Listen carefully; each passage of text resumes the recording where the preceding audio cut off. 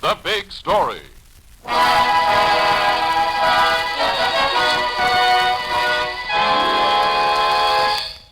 Three men entered the Cozy Corner Barbecue in Westmoreland County, Pennsylvania at 1 a.m.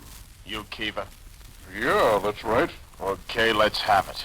Well, what do you do? The cash register, Keever, the cash register. What are you waiting for? He's laying on the cash register. Well, push him off. You got hands, ain't you? There's money in that register. There was money in that register. $8. The three men left, leaving Keever behind, dead.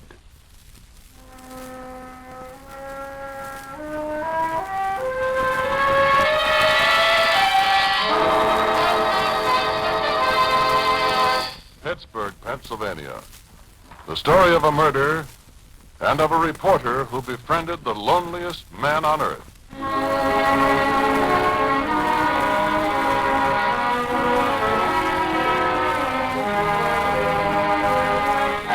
Pittsburgh, Pennsylvania.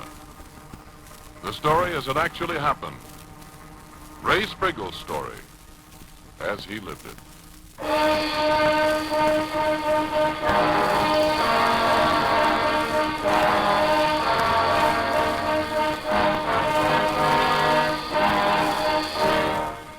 This was before you won the Pulitzer Prize, Ray Sprigle, reporter for the Pittsburgh Post-Gazette.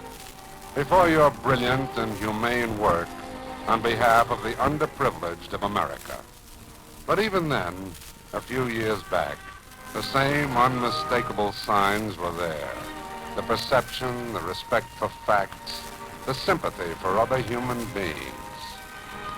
The woman at your desk, sitting on the edge of her chair, was 35. Maybe she was younger. What she'd been through made her look like, well, 35. And the story came out haltingly, as if it hurt to open the wounds she carried. Her name was Hortense Grayson.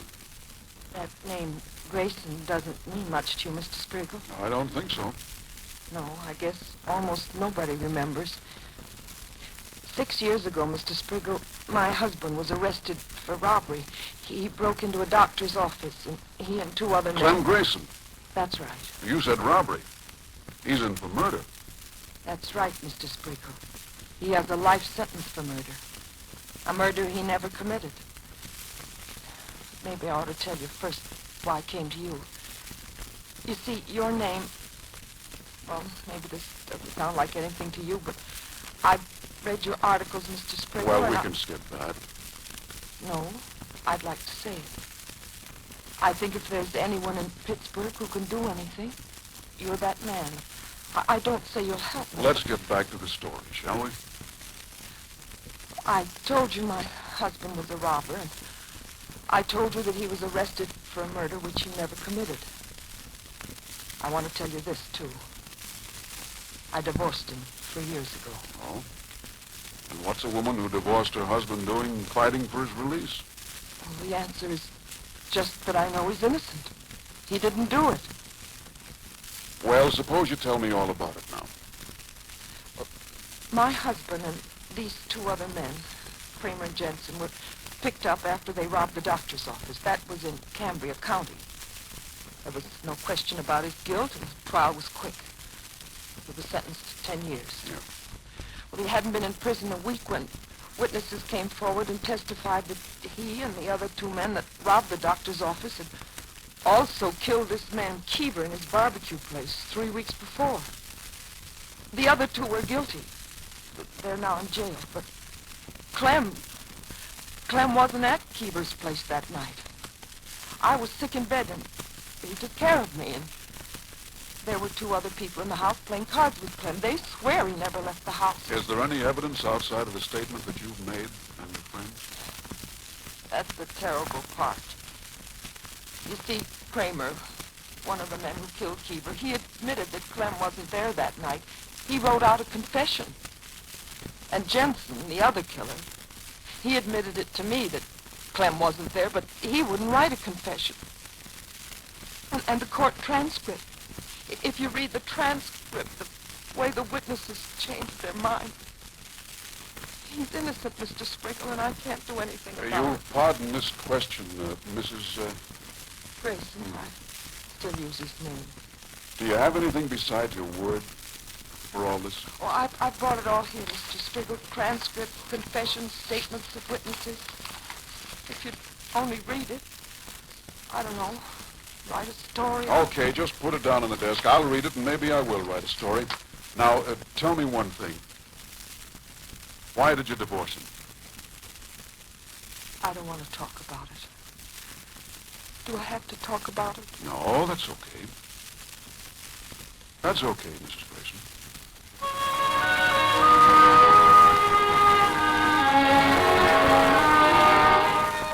Maybe it's as phony as a $3 bill. But even if it is, even if everything she says is pure, unadulterated fabrication, it's a pretty good story. Divorced woman seeks to free ex-mate. Not bad. Not bad. And on that somewhat cynical, somewhat casual note, Ray Sprigle, you get involved. Well, I suppose I might as well start here. Confession of George Kramer.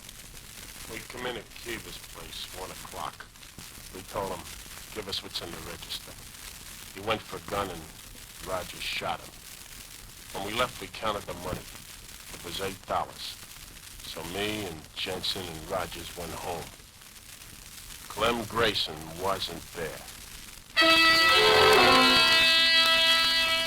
Depositions of convicted men aren't very much, you know.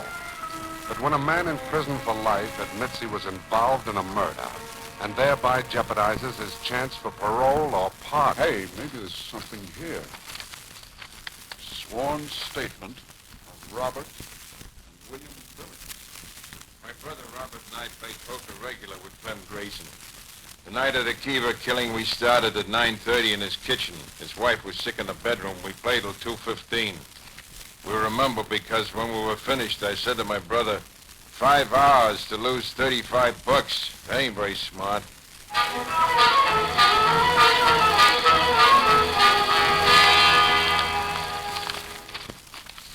Transcript of testimony. Case of the Commonwealth of Pennsylvania versus Clem Grayson.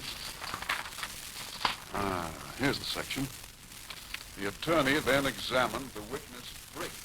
You positively identify the defendant Grayson as one of the trio? Yes, sir. I was eating a barbecue sandwich. But you didn't identify Grayson when you were first taken to the county jail. Well, I'll have to acknowledge I was a little confused. But now, you're absolutely certain.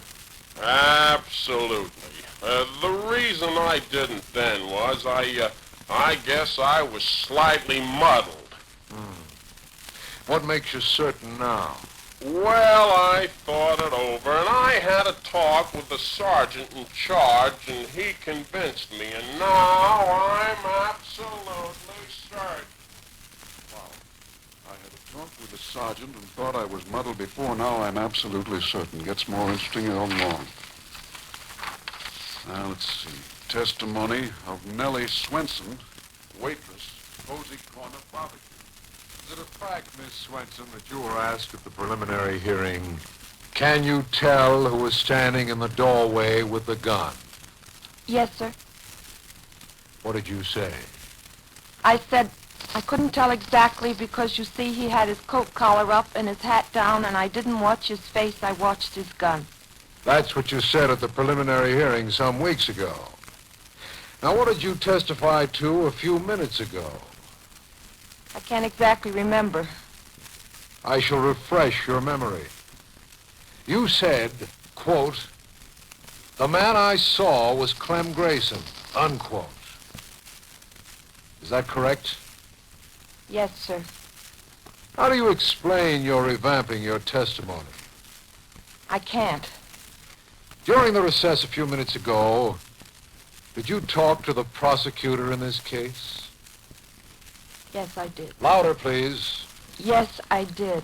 Will you please tell the court what it was you talked to the prosecutor about? I object. The court sustained the objection on the grounds that the content of the conversation was immaterial. Immaterial? It's the most material thing on earth. This is fantastic. Edna, get me Mrs. Grayson on the phone.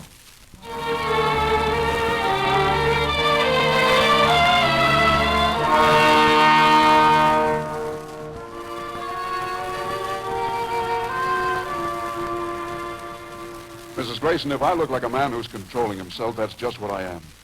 I've seldom seen anything so blatant, so open and shut, so... What are you crying about? It's nothing, Mr. Sprigle. It's just that I'll be all right in a second. No. Cut that out. It's just that you're the first person in 6 years who understood. You've been on this 6 years? First, I took it to the prosecuting attorney. He told me to take it to the sheriff of Westmoreland. I went to the sheriff. He told me to take it to the state police at Harrisburg. At Harrisburg, they told me to see the governor. The governor's a busy man.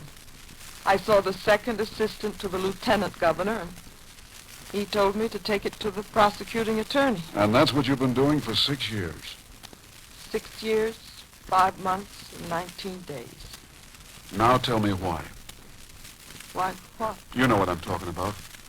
Why, after being divorced, do you keep the name? A murderer's name. Why have you kept going at it for 6 years, 5 months, and 19 days?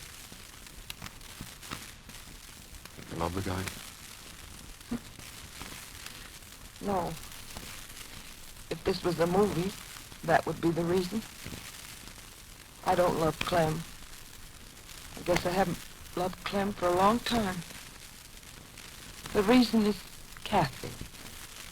Kathy's our daughter, Mr. Sprigle, and wild horses couldn't get me, huh? But after the way you've talked, I think you ought to know. Kathy was about 4 at the time Clem was sent up. You see, I found out that a grown woman can put a man out of her life if she wants to, that a child can't. And Clem was in her life whether I liked it or not. And as she grew older, she's 10 now, 10 and a half, there got to be a lot of questions. Other girls have fathers. She has no father. And what am I going to tell her when she grows into young womanhood? What's she going to tell her friends? That her father's a convict? That he's in prison for murder? She'll have to lie and evade it, and that'll warp her. I don't want that. I don't want that, especially because her father's innocent. So you see, I didn't solve anything by divorcing Clem. I'm beginning to understand. And if he's free, what'll she be able to say? She'll say, my parents are divorced. My father and mother never got along. I live with my mother, but I hear from my father all the time. He's working in Cleveland or Boston or California. If she can say that, Mr. Sprigle, that's all I want. Yeah. Well, suppose we see what we can do, Mrs. Grayson. Let's see if there really is such a thing as power of truth.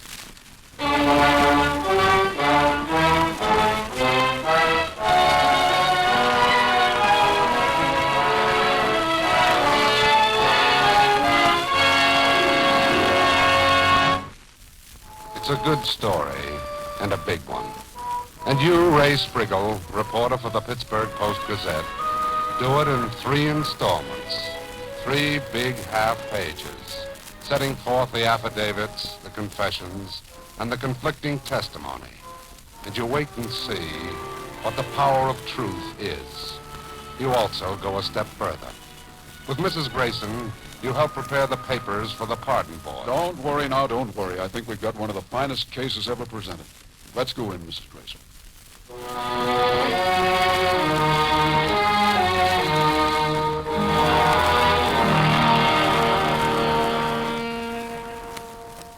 After due and careful consideration of this pardon board, it is our considered judgment that the confession of the convicted murderer Kramer is inconclusive.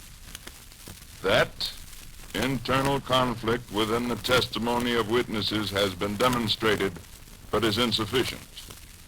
And let it be remembered that the prisoner seeking this pardon, Clem Grayson, is not only an admitted robber, but has been found guilty of murder by a jury of his peers. Pardon denied.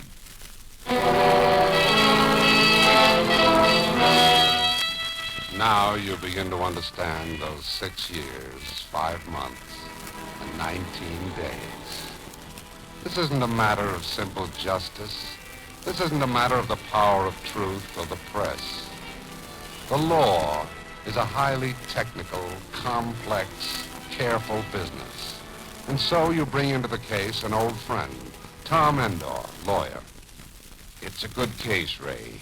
Good, but not good enough. What more do you want, Tom? Well, if you could get the jury, each one of the jurors, that'd be something. If you could show about 6 more cracks in the testimony of the witnesses, that would be something. If you could get Jensen, the third guy, to confess, that, I guess, would be almost conclusive. Almost? That's what I said, Oh, almost. what are you trying to do? Make it tougher than it is? No, my friend, I am merely trying to make it precisely as tough as the pardon board made it. Okay, I begin to understand. Now, about you. What about me? Will you see this thing through with me? What do you think I'm doing here, twiddling my thumb? There's no money. Grayson hasn't got any. Neither is Mrs. Grayson, and all I can do is take you out for a shot once in a while. Oh, cut it out. And as far as publicity goes, you guys need publicity. Don't kid me, Tom. You might come in for some, shall we say, adverse publicity? What do we stand around talking for? The guy's in jail.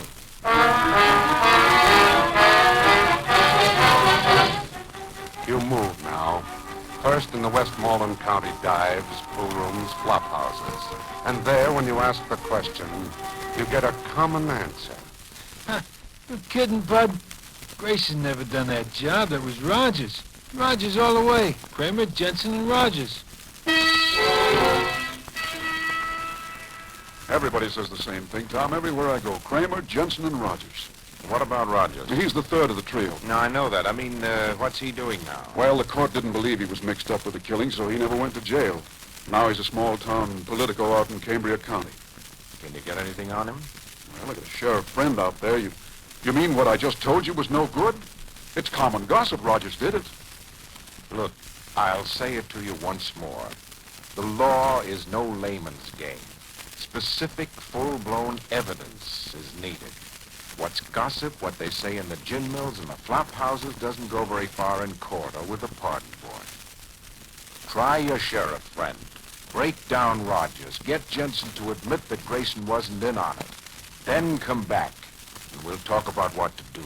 Hey, this is tough. You move again. This time more slowly, carefully. And it takes time. A month, 6 months, a year, 2 years. Finally, 4 years have gone by since Mrs. Grayson first came into your office. A thing you thought would take a few articles in the paper. And even now, after 4 years, all you've got to show is... Sheriff, you've got to get me something on Rogers. You've got to. Ray, there's nothing on earth I'd like to do better than put Rogers where he belongs.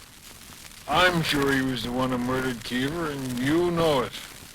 There's no proof. Look, I know all about proof. Can't we get something on him? For the past 4 years, I've watched Rogers, and all I can tell you is that the average choir boy has gotten into more trouble. But if anything shows up, I'll get in touch with you.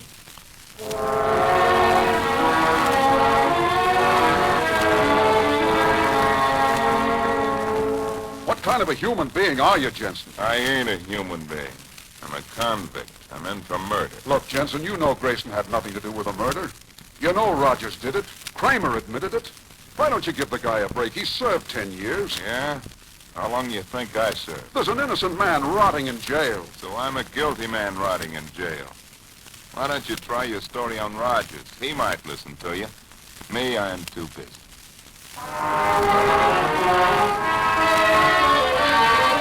Rogers?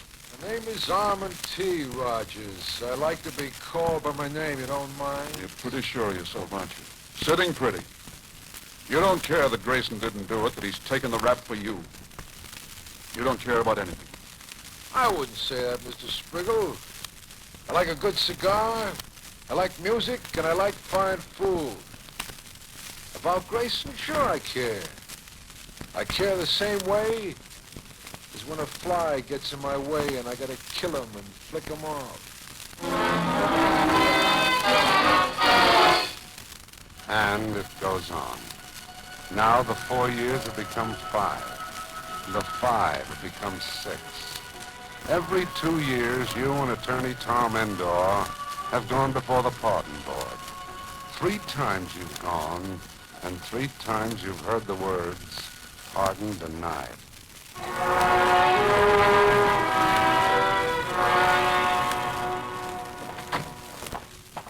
Who's there? It's me. Oh, you. Well, you'll be pleased to know they turned us down a 3rd time, Mrs. Grayson. What are you smiling about? What is there to smile about? You know what they say about women, Mr. Sprigle? Oh, cut it out now. What are you talking about? About how weak we are. We can't do anything by ourselves. What have you got? I went to see Jensen today. I told him the pardon board had turned down Clem's plea the 3rd time. And what do you think he did? You got it? He said, gee, I thought the pardon board would give it to him long ago, but I guess they won't. So he sat down and wrote a full confession clearing Clem. Oh, aren't you happy? Aren't you pleased? Isn't this what we were after? Now, look, I got a lot older since you first saw me. 6 years ago, I would have turned handsprings. Now, I want to be sure. The confession is great. It's terrific. But before we go back to that pardon board, I want to have an absolutely airtight case. What more can we possibly get? Rogers. I'm waiting for Rogers to crack. Meantime, Clem's in jail. Now, believe me. Please believe me. Let's make sure we get him out.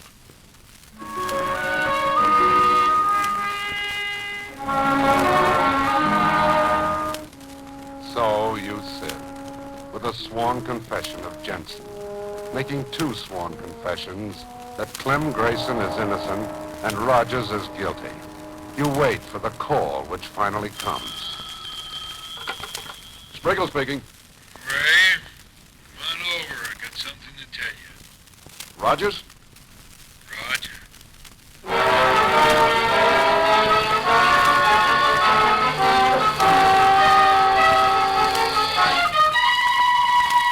And so you finally slipped, Rogers. You beat up your wife last night. You beat her up and put her in the hospital for a month. Look, I don't have to sit here and listen to you. That's where you're wrong. The sheriff said stay with him as long as you like, Ray. That's me, Ray. Till you get just what you want.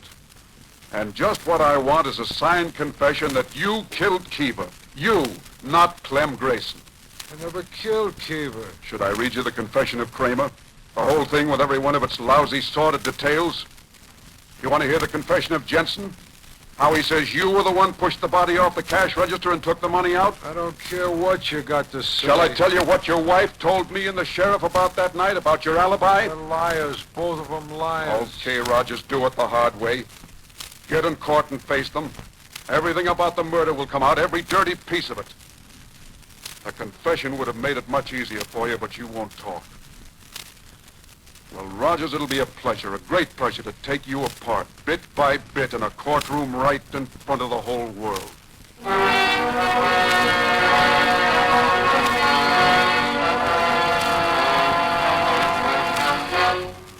And on a winter day, a little later, you and Hortense Grayson wait as the chairman of the pardon board says the inevitable words, setting Clem Grayson free.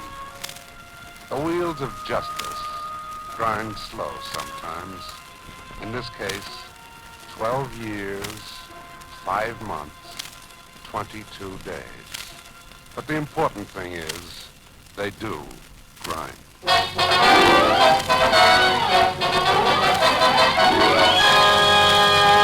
Now Now we read you that telegram from Ray Sprigle of the Pittsburgh Post-Gazette. Grayson granted full pardon on the murder conviction. When released, he quickly enlisted in the United States Army and served overseas with distinction. Rogers, the actual killer, was convicted and sentenced to a long term in the Western Penitentiary for his complicity in the murder.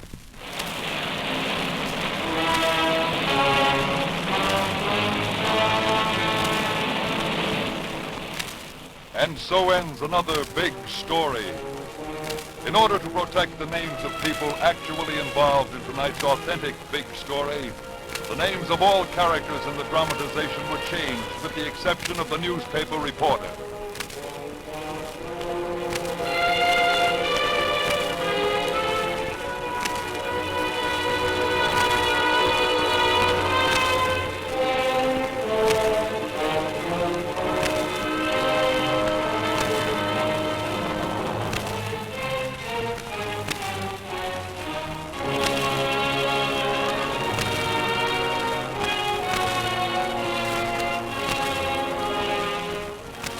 The Big Story has been a presentation of the United States Armed Forces Radio Service, the voice of information and education.